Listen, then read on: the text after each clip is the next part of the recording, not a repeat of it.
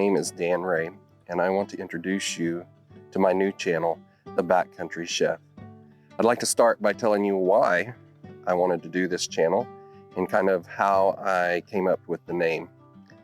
I've always enjoyed the outdoors, whether it be hiking, fishing, hunting, camping, backpacking, golfing, you name it.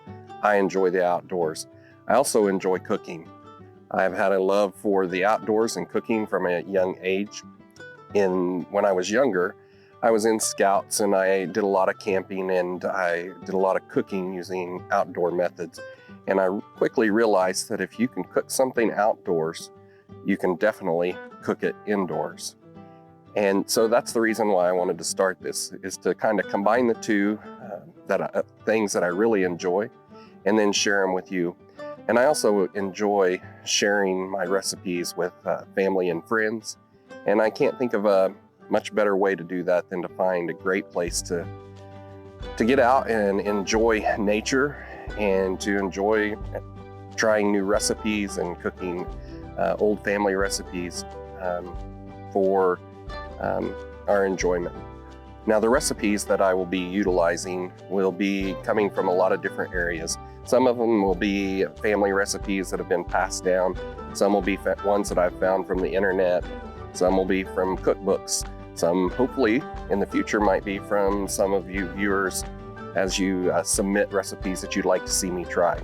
Most of the recipes I'll try to keep as precise to the original or as close to the original as possible, but I will have to alter some ingredients to make sometimes shelf-stable food for like backpacking purposes, or to make them easier, since sometimes to get to those pretty places that I like to cook, you can't carry in a lot of equipment or a lot of ingredients. But I would like for, if you like this channel or the idea of this channel, you really haven't seen anything yet, to subscribe to it, hit the notification bell and give it a thumbs up.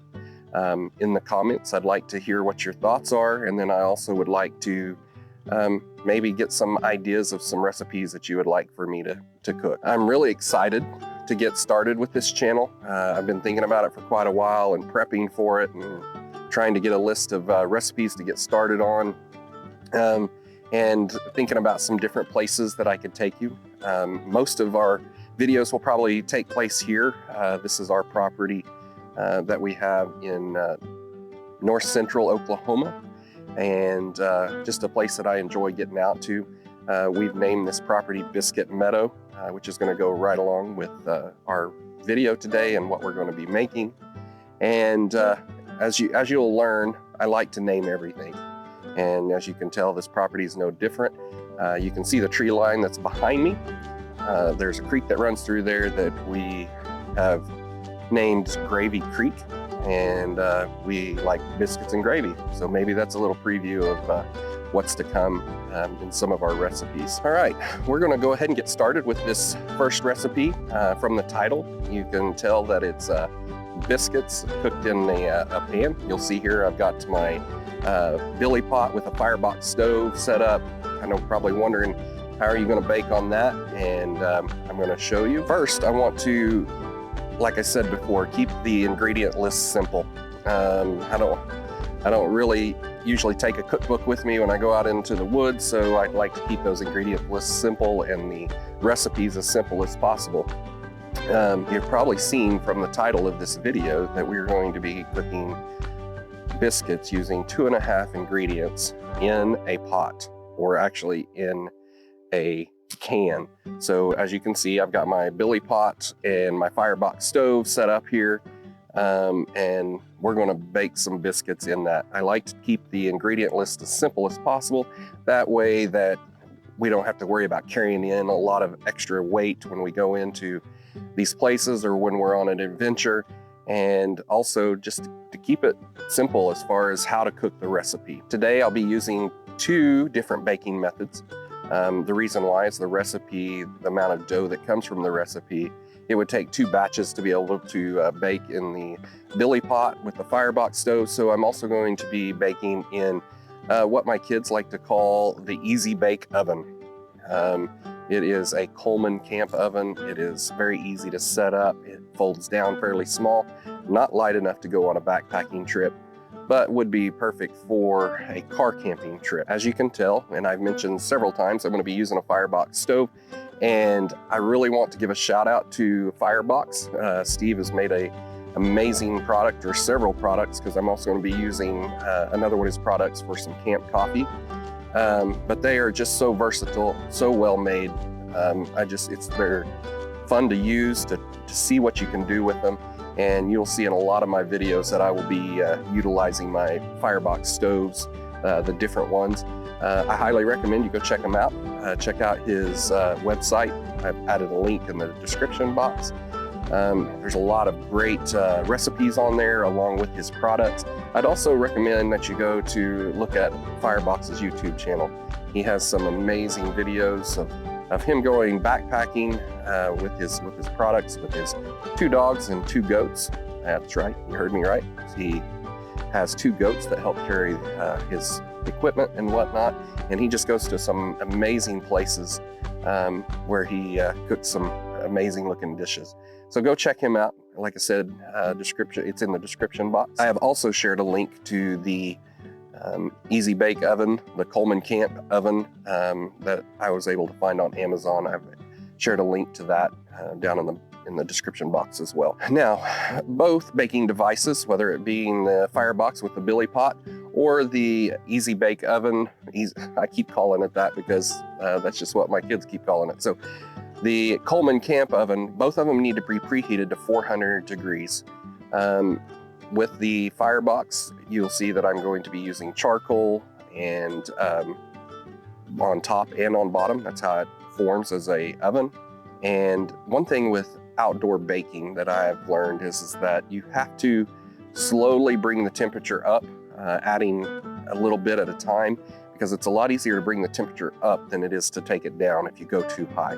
So my recommendation would be to start low and then slowly bring your baking utensil, your pot, your pan, whatever it is, your oven, bring it up to temperature slowly, and then wait a little bit to see how high the temperature is going to get before you keep adding more. I also want to let you know that at the end of the video, I'm going to share a little bit of a bonus to what I like to eat on my biscuits once we get them done. So stick around so that you can find a little yummy treat at the end to be able to add to your biscuits. Now I'm going to give you the steps on how to make these easy 2.5 ingredient biscuits. You might be asking, why is it 2.5 ingredients, or how is that even possible? Well, you've probably heard of 2 ingredient biscuits, which I enjoy, but I like to add a little bit of salt to my recipe. And since it's not a lot of salt, just a little salt, I'm just gonna call it a half ingredient instead of a full ingredient. But first, take your 2 cups of self-rising flour and pour them into a bowl. The next step is to put a couple of dashes of salt in with your flour. Mix that around just a little bit. Then you're going to take 2 cups of heavy whipping cream. I would say pour in 1.5 cups first. Mix that up, check to see on your consistency of your dough. And then if it needs a little more, if it's a little too dry, add a little more heavy whipping cream slowly until you get the right consistency. You don't want your biscuits too dry. It's, in my opinion, a little bit better to go maybe even a little wetter on your dough than it is to go dry. Once you have it all mixed up, put some flour on a cutting board, and on your hands, pour out your dough onto the cutting board and spread it out. Mix it up a little more, knead it. You don't want to overwork it, but you're going to need to knead it some. And then if you want flaky biscuits, you can spread it out thin, maybe 1/4 inch, spread it thin, and then sprinkle some flour over the top of it, fold it over itself. Do this 3 or 4 times, and then you get some nice layered biscuits. Once you've got your dough spread out, take your whatever size cookie cutter that you've got, biscuit cutter that you've got, and cut out your biscuits and put them in a greased pan. I found that if you keep your biscuits touching each other, it helps them to rise better. So you can put several biscuits into a pan and just put them in there tight. They'll rise up nice. Now, I want to tell you that if you're baking for the first time out in nature, there's nothing wrong with using wampum biscuits. You might ask, what is a wampum biscuit? Well, wampum biscuits are nothing other than canned biscuits. Where I got the name wampum biscuit is a friend of mine said that his mom cooked biscuits, and when she used canned biscuits, she called them wampum biscuits because she always wamped the can on the side of the counter so that they would come open. So there's nothing wrong with using wampum biscuits. Just adjust your temperature and your time accordingly to whatever it says on the can. Now, once you've got your biscuits all laid out and in your pan, go ahead and place them into your oven or whatever baking method that you're going to use. And it's going to take approximately 20 minutes. I always heard, my grandmother always said that when you start smelling whatever it is that you're baking, so in this instance, once it starts smelling like biscuits, then they're probably pretty close to being done. That's when you should check on them. Now, also a little tip with using the billy pot and the Firebox is that every once in a while you're going to want to rotate your billy pot about 180 degrees so that the biscuits don't burn on the underneath side. All right, so now while we are waiting for our biscuits to heat up, I'm going to make some camp coffee, my favorite way to make camp coffee. Who doesn't like a good cup of coffee with their biscuits? So what I'm going to use for this camp coffee is I am going to be utilizing the Firebox Nano, which again, I've added a link to this below, and I'm going to, as you can see, this is kind of a backpacking method, a really small stove, lightweight. This is a stainless steel version. He does have a titanium version that's lighter, but this one is the stainless steel. Again, so very versatile in what it can do.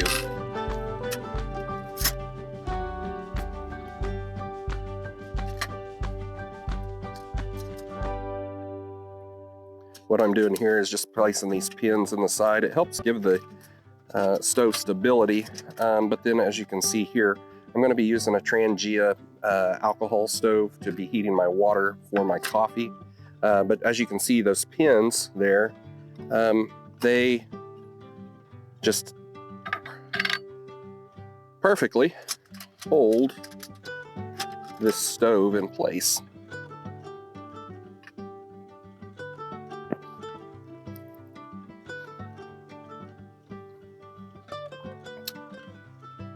All right, so after you've got your alcohol stove lit, you're gonna wanna let it bloom for a little bit. That means, I know it's hard to see, actually in the daylight, you can't see at all what the flame, but anyway, it needs some time to burn. I'm gonna pour approximately 12 ounces of water into my pot here.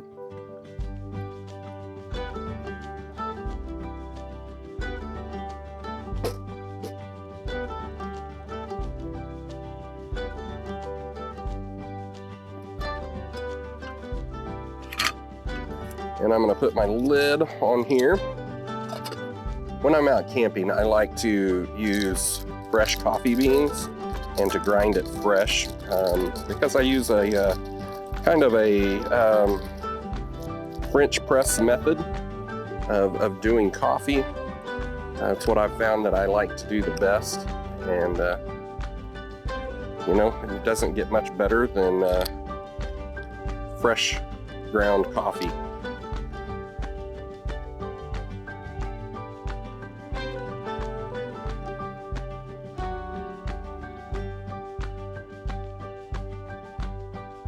All right, now that I've got my coffee ground, I'm going to put, I forgot to introduce this. This is what's called an AeroPress. It's kind of just a mobile, portable French press. And I can set that right on top of my favorite camp mug.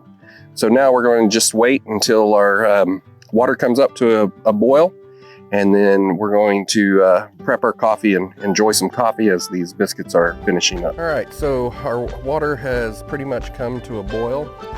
I'm going to go ahead and pull that off of the stove. Set it over here for a second. And then on this alcohol stove, it's got a tamper that I can put in there to snuff that out so that the fire goes out. Now I'm going to pour my hot water in over my coffee grounds, just kind of slowly making sure that all of it is, all the coffee gets covered.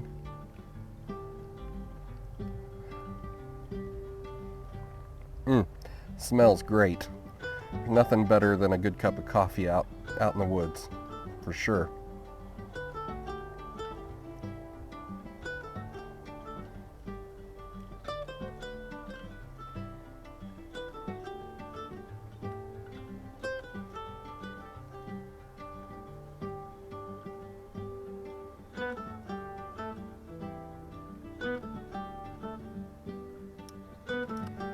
All right, so now that once you've poured all your water over your coffee, you're gonna want to take your AeroPress and let it do its magic.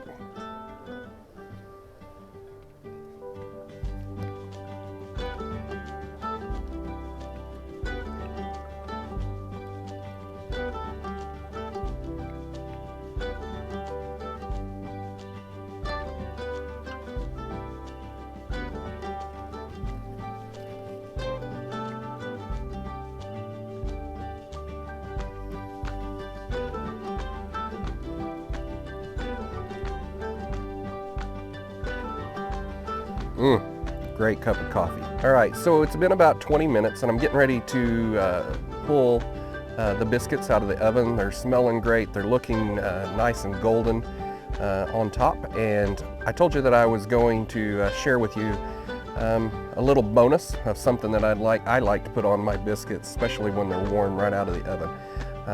Who doesn't like some honey cinnamon butter?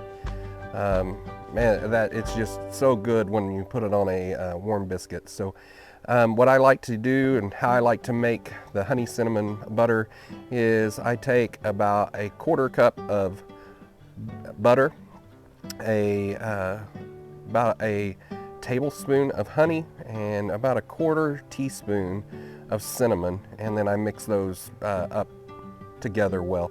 I did all of this at home before I came out here and brought it in a little container. All right, so now we're going to enjoy these biscuits. I've got some tasters here with me. I've got my wife and my youngest son that are going to help me taste these and enjoy these biscuits with this honey cinnamon butter and a good cup of coffee as we enjoy this nice evening out here at Biscuit Meadow. And now I'd like to also kind of give you an idea of what our next video is going to be. I can tell you it's going to be something that goes really well with these biscuits.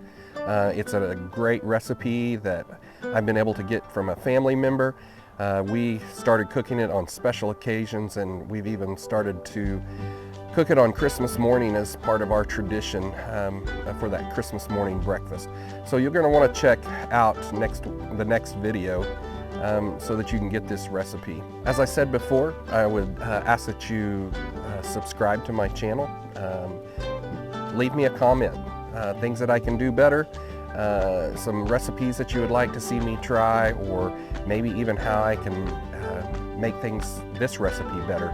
So just leave me a comment. I'll do my best to try to reply to everyone that I possibly can. And until next time, find a way to get outside and find an amazing place to cook something new.